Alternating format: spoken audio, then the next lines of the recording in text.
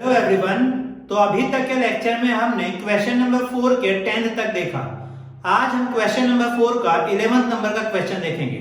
तो 11th number का question, तो क्वेश्चन आपका वही है कि सबसे पहले आपके एक सीरीज दी हुई है, सबसे पहले आपको चेक करना है कि वो एपी है या नहीं।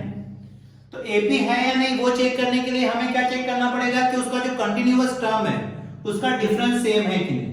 अगर वो एपी है तो आपको 3 मोर टर्म फाइंड करने, मतलब 4 टर्म आपको दिए रहते हैं, बाकी के 3 टर्म आपको फाइंड करने हैं। तो सबसे पहले क्वेश्चन नंबर 11, क्वेश्चन नंबर 11 में आपका ये सीरीज दिया हुआ है जिसमें फर्स्ट टर्म को क्या कहते हैं a1 आपका क्या हो गया a2 a का स्क्वायर a3 a का क्यूब a4 तो a की पावर 4। तो ये आपके 4 टर्म हो गए। तो डिफरेंस फाइंड करने का फॉर्मूला क्या है? So d equal to a2 minus a1। अब a2 की वैल्यू आपकी क्या है a का स्क्वायर माइनस a1 की वैल्यू क्या है a। अब यहां से a कॉमन निकाल सकते हैं, तो a कॉमन निकाल दिया तो यहां स्क्वायर है तो एक a बचेगा माइनस आपका यहां से a कॉमन निकाल दिया तो 1। Next difference a3 minus a2, आपको हमेशा कंटिन्यूअस टर्म को ही माइनस करना है। तो a3 क्या है a का क्यूब माइनस a का स्क्वायर। अब a का स्क्वायर कॉमन निकाल सकते हैं तो अंदर क्या बचेगा a माइनस 1। अब यहाँ पे आप ध्यान से देखेंगे तो आपका जो डिफरेंस है वो सेम नहीं है, क्योंकि देखिए यहाँ पे a माइनस 1 है, यहाँ पे a माइनस 1, बट यहाँ पे a है, यहाँ पे a का स्क्वायर है, तो डिफरेंस सेम नहीं है। अब डिफरेंस सेम नहीं है तो आप क्या लिखेंगे a3 minus a2 is not equal to a2 minus a1। जब आपका डिफरेंस सेम नहीं होता तो जो आपका टर्म है वो AP फॉर्म नहीं करता, means it does not form an AP। ऐसा आपको यहां पे लिख देना है। क्लियर? तो ये है आपका question number 11। Next question number 12। Question number 12 की बात करें तो फिर से 4 टर्म दिया है। a1 आपका क्या हो गया √2, नेक्स्ट a2 क्या हो गया आपका √8, a3 √18 और a4 आपका क्या हो गया √32। तो सबसे पहले क्या फाइंड करना है difference. So d equal to formula क्या हो जाएगा a2 माइनस a1। अब a2 की वैल्यू क्या है √8 माइनस a1 की वैल्यू क्या है √2। अब यहां पे आपको थोड़ा सा ध्यान देना है। तो √8, तो √8 को मैं ऐसे लिख सकता हूं 4 2 जा माइनस √2। अब 4 2 जा में देखिए 4 का रूट होता है क्या 2 और 2 का नहीं होता तो √2 रहने दीजिए माइनस √2। देखिए यहाँ पे 4 का होता है तो 2 और 2 का रूट नहीं तो सिंपल। अब इससे क्या बेनिफिट है कि √2 आपका कॉमन निकल जाएगा, यहाँ भी √2 है, यहाँ भी √2 है, तो यहाँ पे √2 कॉमन निकल गया तो आगे का बचेगा 2 माइनस, यहाँ पे कुछ नहीं था मतलब 1 था तो 2 माइनस 1। अब 2 माइनस 1 क्या होगा आपका 1, तो √2 माइनस 1 तो 1। सो आपका डिफरेंस कितना आया √2। यहाँ पे डिफरेंस कितना आया √2। नेक्स्ट और एक डिफरेंस आपको फाइंड करना पड़ेगा। सो d इक्वल टू फॉर्मूला क्या हो जाएगा a3 माइनस आपका a2। क्लियर है? अब a3 की वैल्यू क्या है आपकी √18 माइनस a2 की वैल्यू क्या है √8। अब √18 को आप कैसे लिख सकते हैं 9 2 जा, √8 को कैसे लिख सकते हैं 4 2 जा। क्लियर है? तो यहां पे 9 का रूट होता है 3 √2 माइनस 4 का क्या होगा 2 √2। सेम कंसेप्ट जो यहां पे यूज किया वही यहां पे भी वही यूज करना है। अब √2 कॉमन तो आपका क्या आ गया 3 माइनस 2। अब 3 माइनस 2 आपका क्या हो जाएगा 1, तो d इक्वल टू क्या हो गया आपका √2। तो आप देख पा रहे हैं कि दोनों जो डिफरेंस है वो सेम है। जब आगे आप a4 माइनस a3 के लिए फाइंड करेंगे तो भी आपका डिफरेंस कितना आएगा √2, मींस आपका डिफरेंस हर बार सेम आ रहा है, means a3 minus a2 equal to a2 minus a1 आ रहा है। अब ऐसे कंडीशन में क्या होगा कि वो AP फॉर्म करेगा, जो आपका जो टर्म है, जो गिवन टर्म है वो आपका AP फॉर्म करेगा। और AP फॉर्म करेगा तो क्वेश्चन में आपको पूछा था कि 3 मोर टर्म फाइंड करना है, तो 3 मोर टर्म के लिए a4 तक आपको दिया ही था। नेक्स्ट आपको क्या फाइंड करना है a5। तो a5 फाइंड करने के लिए आपके पास दो तरीका, एक तो आप फॉर्मूला यूज कीजिए a plus n minus 1 into D, या ऐसे केसेस में जब आपके पास पिछला टर्म हो तो पिछले टर्म में आप डिफरेंस ऐड करते जाइए। तो a5 में हम क्या करेंगे, इसका पिछला टर्म a4 प्लस d। अब a4 की वैल्यू क्या है, √32 प्लस d क्या हो जाएगा आपका √2। अब 32 को आपको ऐसे लिखना है कि √2 आप कॉमन निकाल सके, तो कैसे लिखेंगे, 16 2 प्लस √2। इससे एक बेनिफिट है कि 16 का क्या होता है 4 √2 प्लस √2। आप कॉमन निकालेंगे तो √2 कॉमन निकालेंगे तो क्या बचेगा 4 प्लस 1, तो डायरेक्ट आप लिख सकते हैं 5 √2। क्लियर, 5 को अंदर ले जाएंगे तो √2 और 5 अंदर जाएगा तो इस बार स्क्वायर के रूट के अंदर जा रहा है तो 5 क्या हो जाएगा 25, तो a5 आपका क्या हो जाएगा √50।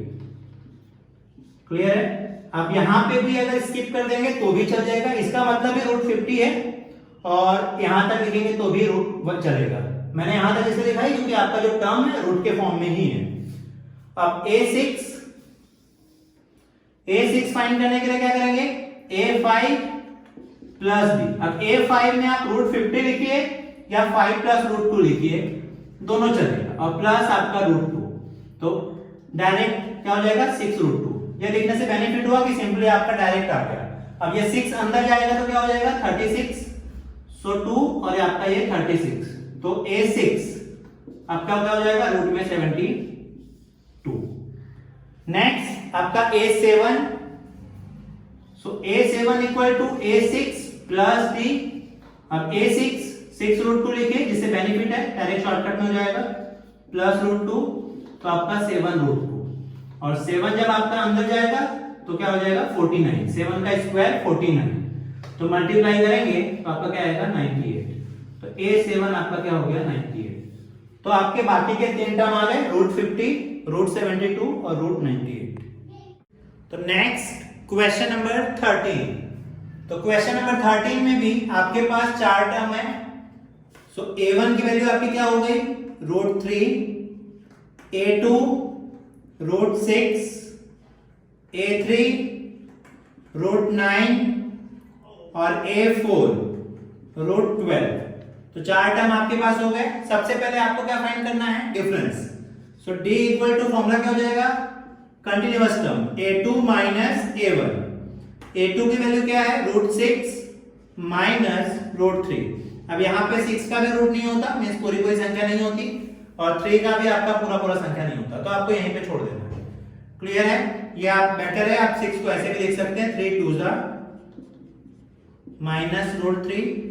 अब इसमें √3 अलग हो जाएगा इंटू √2 और माइनस √3, तो √3 आपका बाहर कॉमन ले लीजिए, √2 माइनस 1। अब यहां तक लिखिए तो भी चलेगा।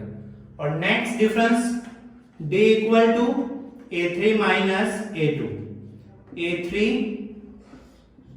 √9 माइनस √6। अब √9 कितना होता है 3 माइनस √6। सो आप यहां पे देख पा रहे हैं कि डिफरेंस सेम नहीं है। तो डिफरेंस सेम नहीं है तो आगे का आपको फाइंड करने की जरूरत भी नहीं है, क्योंकि a3 minus a2 is not equal to आपका a2 माइनस a1 है, और इक्वल नहीं है तो जो गिवन टर्म है वो AP फॉर्म नहीं करेगा। It doesn't form an AP, आपका ये AP फॉर्म नहीं करेगा, और AP फॉर्म नहीं करेगा तो सवाल आपको आगे नहीं करना है। Next question number 14। तो क्वेश्चन नंबर 14 में देखिए a1 1 का स्क्वायर और कितना होगा 1, a2 3 का स्क्वायर 9, a3 5 का स्क्वायर 25 और a4 7 का स्क्वायर 49। 4 टर्म आपके आ गए। तो सबसे पहले आपको क्या फाइंड करना है d का फॉर्मूला क्या हो जाएगा a2 minus a1, continuous term. सो a2 की वैल्यू क्या है 9 माइनस 1, तो 8। और next d a3 minus a2, तो a3 की वैल्यू क्या है 25 माइनस 9, तो आपका क्या हो जाएगा ये 16। तो यहां पे आप देख पा रहे हैं कि डिफरेंस सेम नहीं है। डिफरेंस सेम नहीं है इसका means a3 minus a2 is not equal to आपका a2 minus a1। Difference same नहीं है, और डिफरेंस सेम नहीं है तो जो गिवन टर्म है वो AP फॉर्म नहीं करेगा। क्लियर, अब AP फॉर्म नहीं करेगा तो सवाल को आपको आगे करना भी नहीं है। और लास्ट क्वेश्चन इसका, और आई थिंक इस एक्सरसाइज का भी लास्ट क्वेश्चन। a1 क्या हो गया आपका 1 का स्क्वायर 1, a2 5 का स्क्वायर 25, a3 7 का स्क्वायर 49 और a4 आपका 73। तो सबसे पहले d a2 minus a1, so 25 minus 1, so 24. Next d a3 minus a2, next continuous term, तो 49 minus 25, so 24.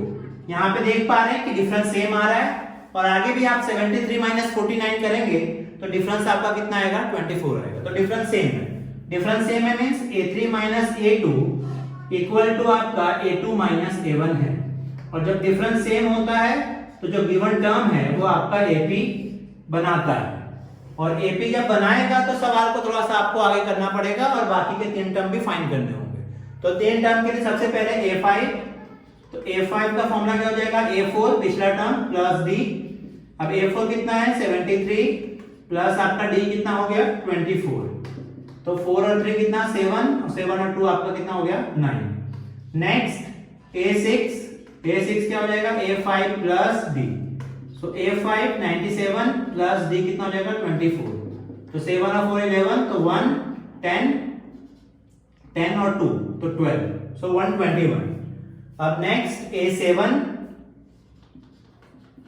क्या हो जाएगा A6 प्लस D, A6 सो 121 प्लस D 24, तो 4 और 1 5, 2 2 4 और 1।